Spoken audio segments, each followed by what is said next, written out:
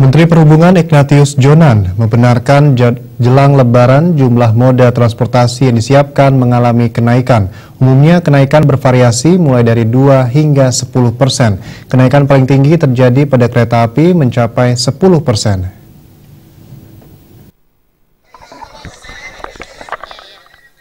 Dalam jumpa persnya usai mengikuti rapat paripurna bersama Presiden di kantor kepresidenan, Menteri Perhubungan Ignatius Jonan membenarkan ada kenaikan moda transportasi yang disiapkan untuk menghadapi arus mudik nanti.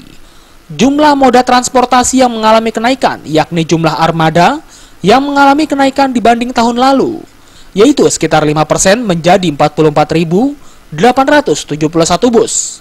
Kemudian kapal penyeberangan naik dari 174 kapal tahun lalu menjadi 187 kapal tahun ini atau naik 8%.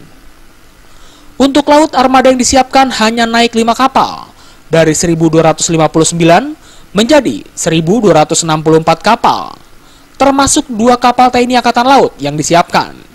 Sementara yang mengalami kenaikan cukup signifikan terjadi pada jumlah kereta api.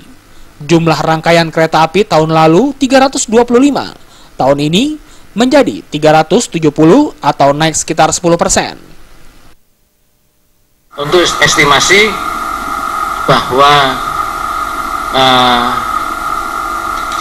penggunaan bis itu diperkirakan mungkin tidak akan bertambah atau mungkin bahkan berkurang 5%. Untuk penyeberangan naik 3%, kira-kira kereta api naik 8,5% sampai 9%, laut naik sekitar 2-3%, dan udara naik sekitar 2%, atau nasional untuk angkutan transportasi umum naik sekitar 2%.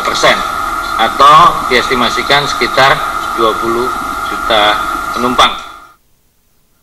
Menhub menambahkan dalam Lebaran kali ini, pihaknya berkonsentrasi di 13 provinsi, 44 terminal bus, 8 lintas penyeberangan utama, 52 pelabuhan laut, dan 35 bandara, kemudian kereta api lintas Jawa dan Sumatera.